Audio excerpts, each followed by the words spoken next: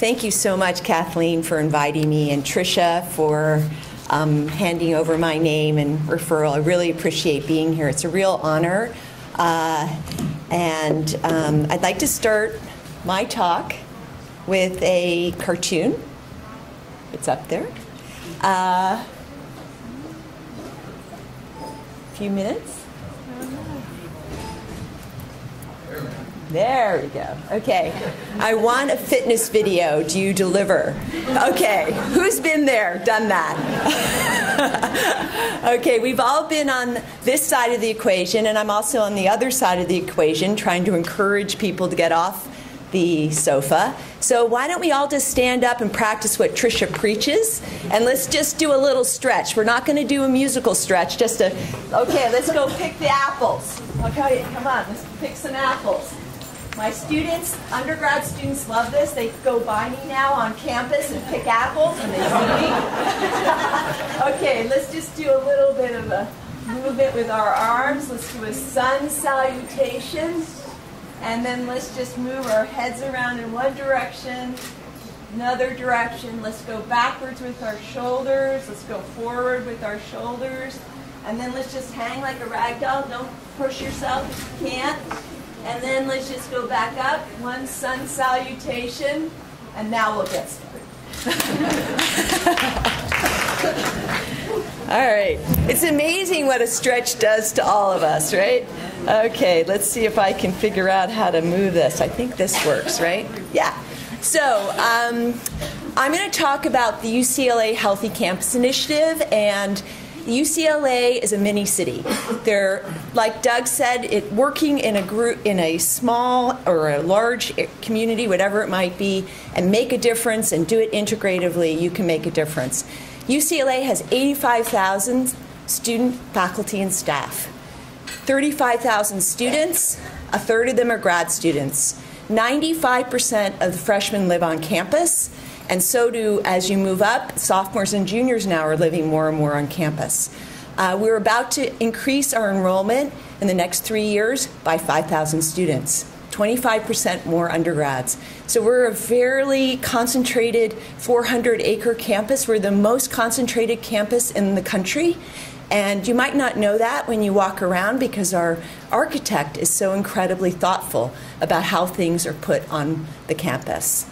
I'm going to be talking not only about the Healthy Campus Initiative, but also the Global Food Initiative, which is President Napolitano's initiative, and I'll give you a little bit more information. So the objectives for this talk are the following. Describe the Healthy Campus Initiative's 5 core components and identify at least 3 strategies the Healthy Campus Initiative utilizes to promote health. Identify at least 3 key ingredients that support the Healthy Campus Initiative in meeting its goal of making the healthy choice the easy choice. And identify at least 3 ways the UC Global Food Initiative provides a structure to facilitate innovation and education across and on UC campuses.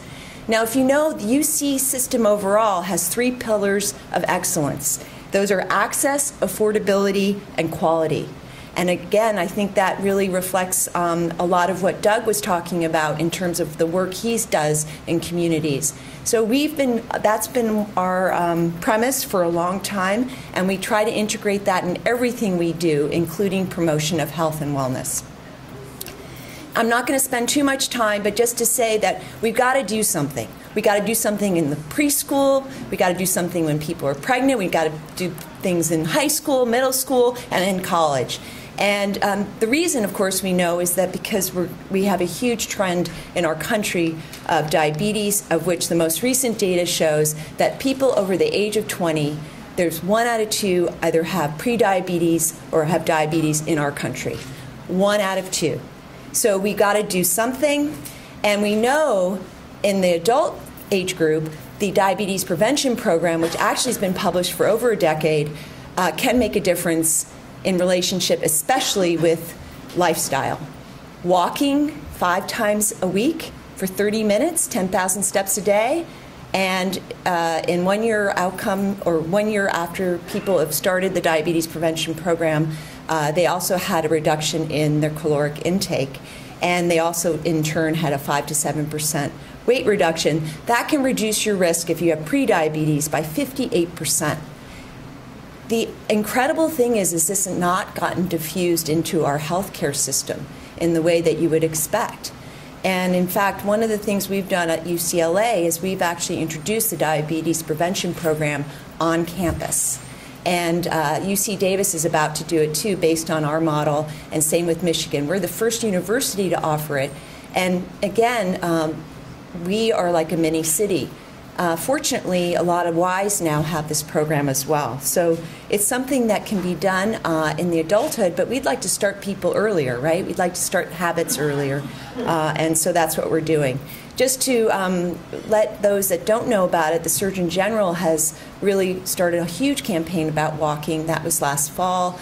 And there's lots of resources on his website that can help facilitate promoting of walking. They've got nice, cute videos, too, that have been made for kids. Just not to spend too much time on it, but I thought that this Mackenzie report was very profound for me to show how much it costs our world in terms of the obesity epidemic, $2 trillion, equivalent to civil strife and war and cigarettes. So what are we doing at UCLA? Well, we're making the healthy choice the easy choice. It was an idea. We're doing such a good job with treatment on places like UCLA's campus. You know, we have such an incredible health system. Why not spend some time focused on health prevention and disease prevention and health promotion?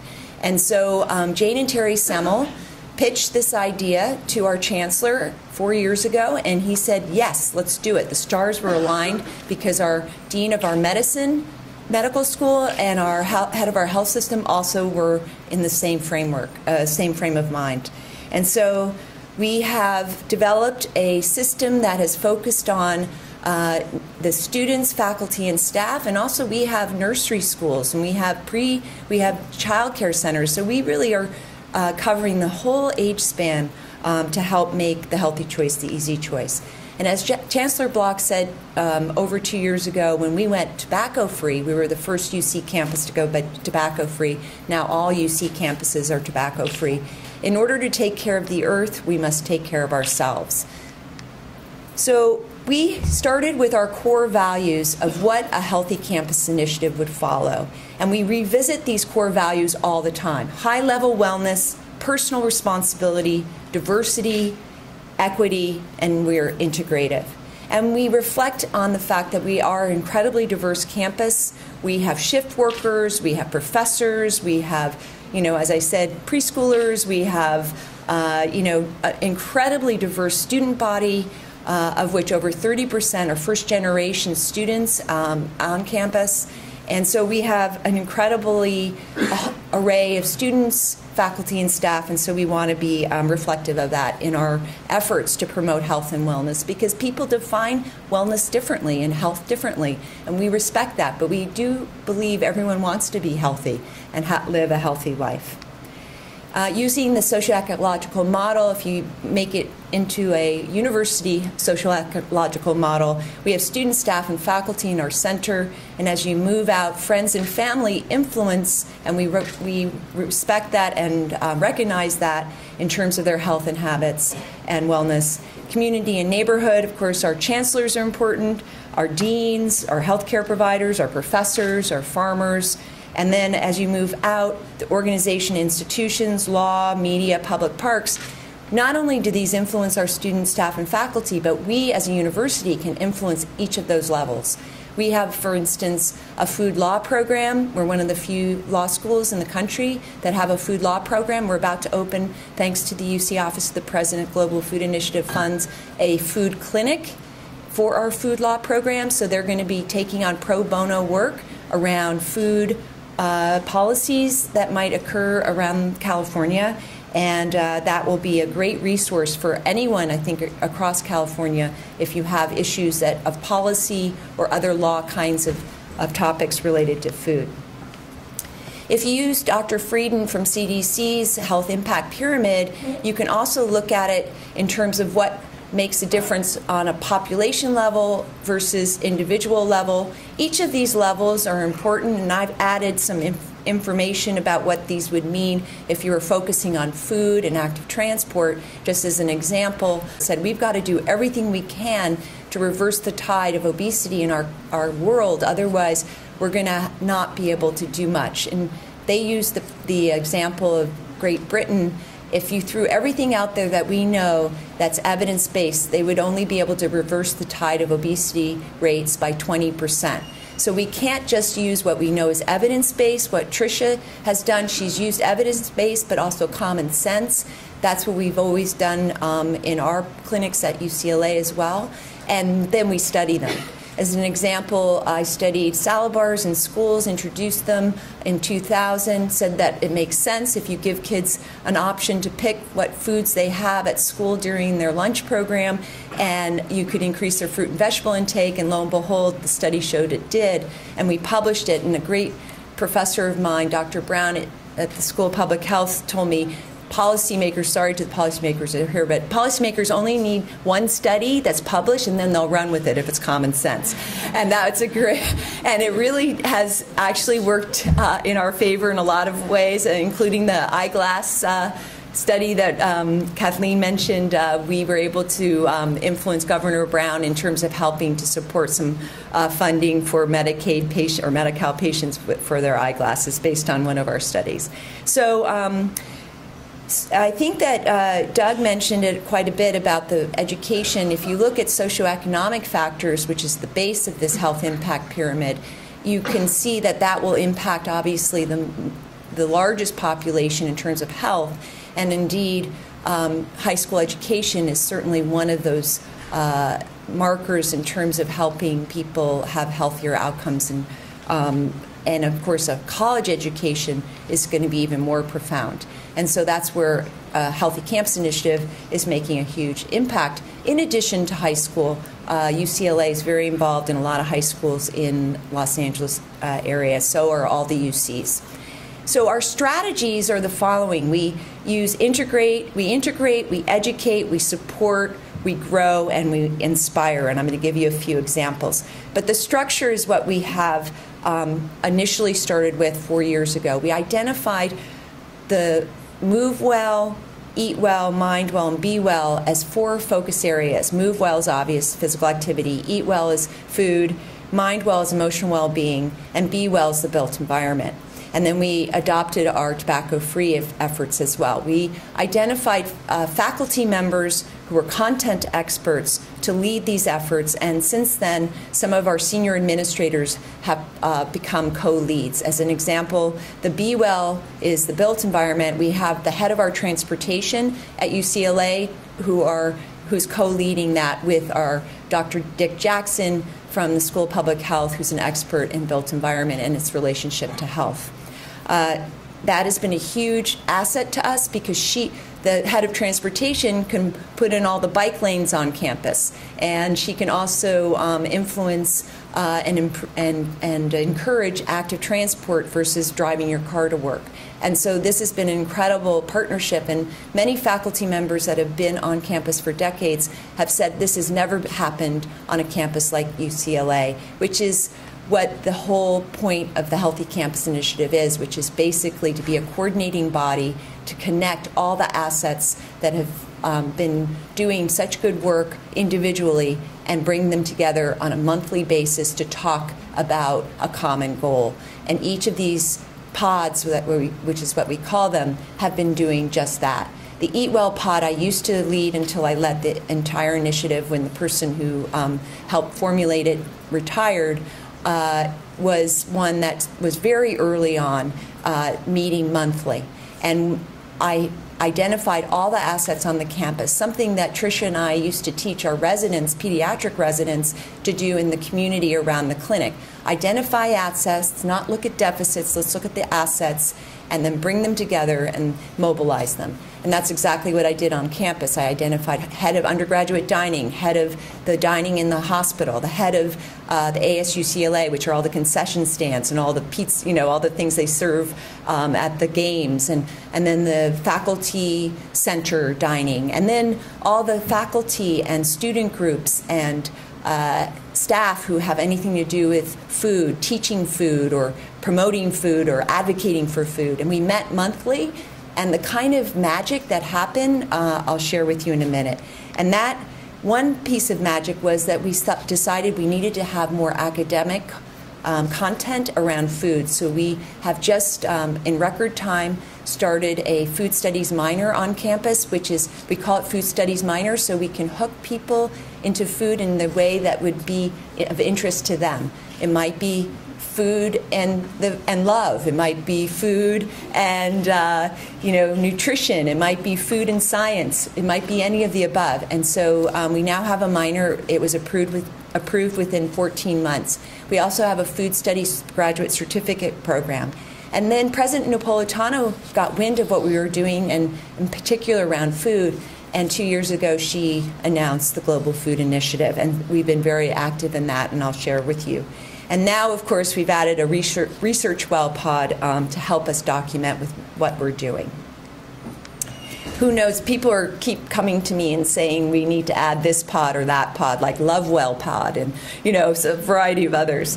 So the education is one of of course, our missions at a university, and we do it in a variety of different ways. We include coursework. But we also have Fiat Lux courses, which are one-unit freshman courses that introduce people to subjects or a book or something like that we've been promoting. And then we also have other kinds of courses that are not necessarily for credit.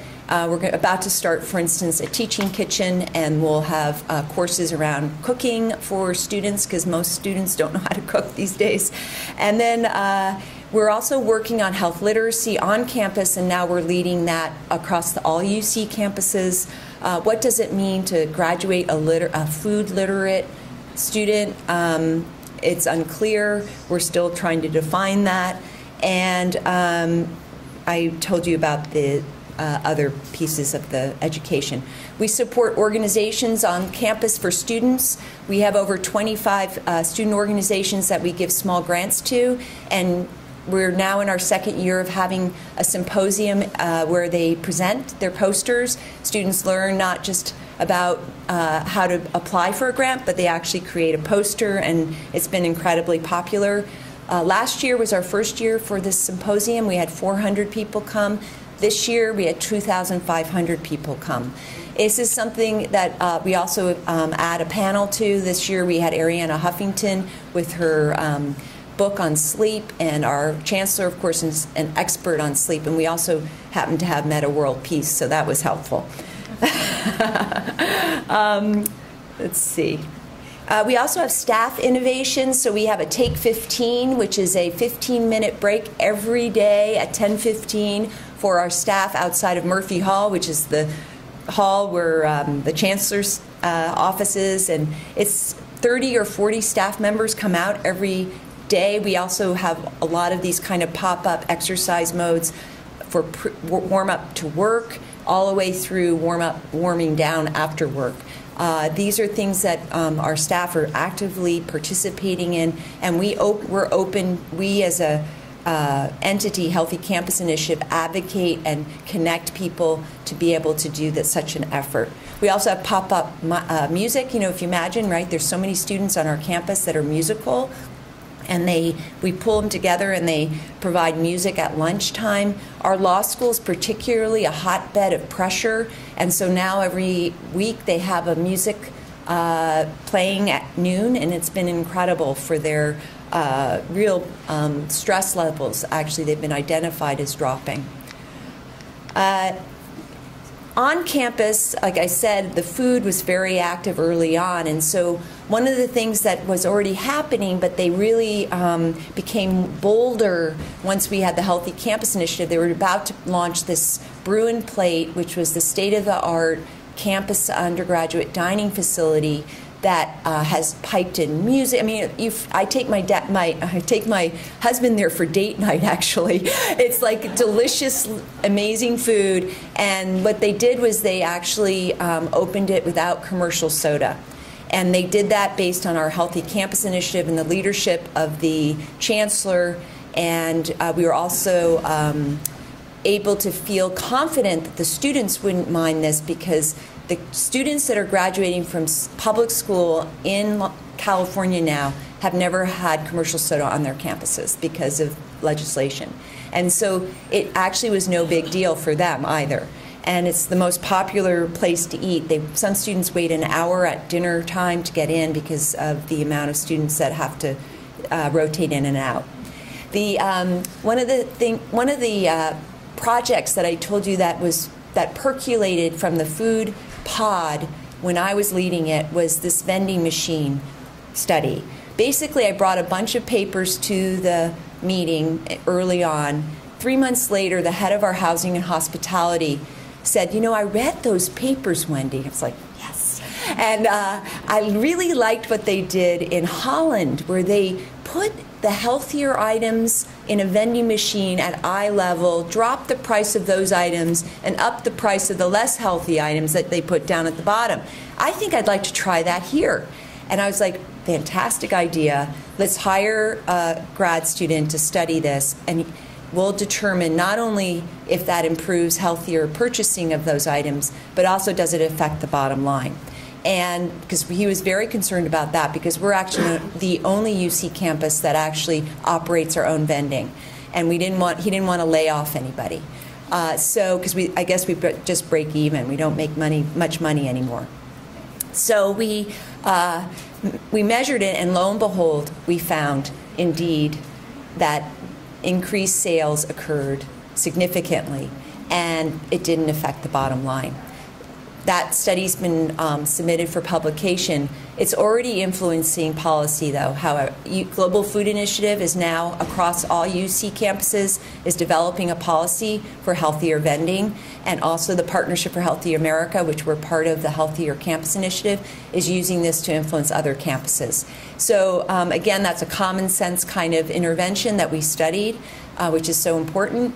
And fortunately, there were positive outcomes that we found. And what's interesting, a little trivia, 60% of people who go to vending have no idea what they're going to buy. And those people are much more likely to buy the healthier items, which is very interesting. And then we also did interstitial gardens, and and I think gardens in general are really important, not just because of what they are, which I really love, but also they're a real, they're visual. I mean, they're visible. So it's a program, it's a project that can be seen and continued to be seen and lauded. And so we planted medicinal gardens all in front of the southern part of the Ronald Reagan Hospital, honoring the Mexican culture, the Chinese culture, and California native plants. And we have the uses of them on our website that have been vetted by the World Health Organization at University of Illinois Pharmacy School Center for homeopathic medicine. It's the only World Health Organization center for homeopathic medicine in the United States, actually. Other things that we do are things like drop-in meditation, stairwell activation, and so forth. In interest, so our point of the Healthy Campus Initiative was to do it well in our own backyard, and others will be inspired. And indeed, I mentioned the Global Food Initiative got inspired for a food part, and then the Partnership for Healthy America, which has the Healthier Campus Initiative, we helped them, Michelle Obama's group, formulate the criteria for what that would mean. And then many universities around the world have come to ask us, how can we do the same? And really, I think everyone wants to do something like this. And a university setting is a great community because there's so much talent and resources. So just to really briefly tell you about the Global Food Initiative, that was launched 2 years ago by President Napolitano. It's one of her flagship initiatives, and it is addressing one of the critical issues of our time: how to sustainably and nutritiously feed a world population expected to reach 8 billion by 2025. And it's focusing on 5 critical areas: food production, food access, food sourcing, food education and communication, food policy, and public impact. It's creating a dialogue around food issues and the food system as a whole. It's forming collaborative working groups across UC that are identifying best practices and developing toolkits for sharing broadly Any of you in this room could participate. It's a inclusive, non-exclusive process. There are over 20 working groups now. You go on their website. You can contact the people that are running those working groups. And we have people from the community. We have people from UCs. And then we also launched the Global Food Initiative Student Fellowship, which is a tremendous program. And one of the Global Food Initiative fellows said, it's just magical, just like Harry Potter. They're a Harry Potter generation. What we're planning to do in the future for the Global Food Initiative is expand external partnerships, increase food literacy, and share information. We don't have time for the video, but they just developed a 1.5-minute video that you can watch on YouTube, which I highly recommend. And the idea, again, for the Global Food Initiative is very similar to our Healthy Campus Initiative. Let's do it well in our own backyard, and then it will move out to other universities nationally and globally. I think that lessons learned that I'd like to leave you with for the Healthy Campus Initiative, which really also potentially will apply to the Global Food Initiative, is that the initiative is nimble in design to respond to the UCLA campus and health system priorities. The leadership emanates from the Chancellor's Office. Usually wellness efforts in institutions like universities are in the health service arena, not in the leadership. Having the leader support this is tremendous. It opens doors for me right and left. That title I had to look it up myself when I got it, is important to a lot of people on campus. And also, I'm not belonging to any specific department or division, so there's no competition. I am there for the entire community to support and coordinate. Strengths and assets of the UC student, staff, and faculty are identified and built upon, and the philosophy of the work is inclusive, with regular communication and so forth. I really love the paper that was published in 2011 by the Stanford Innovation Review, because I think our lessons learned for Healthy Campus Initiative and the Global Food Initiative follow these conditions, these 5 conditions that the researchers identified as the collective impact conditions for success. And those include providing a coordinating structure, sharing a common agenda, engaging in mutually reinforcing activities, participating in continuous communication, and agreeing on measurement systems. We do that as a whole, and we also do that individually in our small pods, our pods as well, our specific subject area pods. And that really follows the philosophy that the whole is bigger than the sum of the individuals. And so I'll leave you with one of my favorite quotes from the Dalai Lama. With realization of one's own potential and self-confidence in one's ability, one can build a better world. And this is our website, and you're welcome to reach out to me as well by my email. And then the UC Global Food Initiative has now many resources that have been produced by the working groups, and also there's tremendous there's a lot of social media that goes on there as well. So thank you, and I'll take some questions.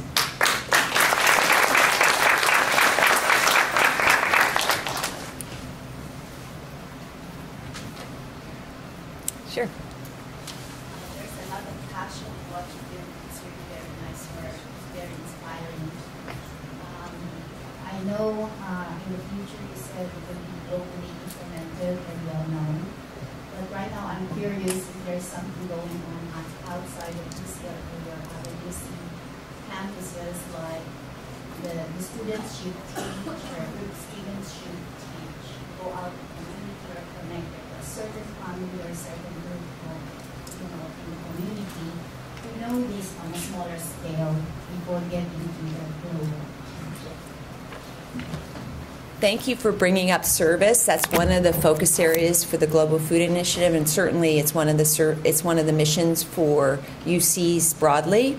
And so what we've done, for instance, one of the subgroups that I lead from UCLA, but we have membership from across the UCs and also from the school districts and others, is how can UCs help support healthy, sustainable food in pre-K through 12. And so we've developed a toolkit that is about to be launched on a website in a month or two that includes all these resources for UC campuses and other campuses that are interested in helping support sustainable food, that UC students or faculty or researchers, whichever area you might have your talent in, can engage and use those lessons learned. So as an example, there are a number of curriculums that we've collected from all the UC campuses that a lot of student groups are using to go out and teach nutrition, for instance, in the schools. And so therefore, if another student group wants to do that, they don't have to reinvent the wheel. They can just go to this website and utilize that curriculum. Other ideas, also we actually wrote also a report of how K through 12, pre-K through 12, has helped UC be better, right? Because we can't always be thinking we can make someone better, right? And so we have a variety of stories in that document that describe how pre-K through 12 has really helped us. One example being, we have a huge problem, and I think everyone might know this or maybe not, of food insecurity among our students. There's going to be an announcement in July about the data that's just been collected across UC campuses. We have had a very active group for two years working on this subject. That's yesterday I went to one of the meetings across UCs to discuss what's going to come down in July. The regents are going to be presented with what's going on our campuses. It's not only our campus, it's across the board. Students, university students are choosing between food and books. And it's a serious problem. And you can't learn if you're hungry. We know that in all capacity. So one of the things, there's a lot of food that's wasted on campuses. We have lots of meetings like this that end up with lots of extra food. So we're developing methodologies of food recovery for our students in need. Almost every campus now has a food pantry. Someone asked about I think a parent said that they had an expensive fruit and vegetable market expenses. Well, we've been able to partner with Food Forward, which is an organization in Los Angeles that gleans fresh fruits and vegetables from farmers markets and backyards. We have brought 1,000 pounds of fresh fruits and vegetables to our campus for our students in need and our graduate students. We've done that since October, so we've brought like 8,000 pounds of fresh fruits and vegetables and then we distribute it like a market, so it's not feeling like you're getting a handout, but it's a fun activity. So what we've learned from pre-K through 12, LA Unified School District does the same thing. They have a school board policy that says if they don't use all their lunch food or their breakfast food, and there's a nonprofit in their community, they can have that nonprofit come and pick up the food. And they've dealt with they have a whole thing on their website that shows how you won't be liable for that food if someone, by gosh, gets sick from it because of the food safety thing. Everyone's worried about food safety. So we're using that material that LA Unified spent a long time looking at for us. So our food service people are not going to feel worried that they'll end up getting sued. So these are the kinds of things that we can share in terms of resources. And so we've developed that. Those lessons learned are already printed and on the Global Food Initiative website, and we'll have more to come on the new website related to how can UC support healthy, sustainable food in K through 12.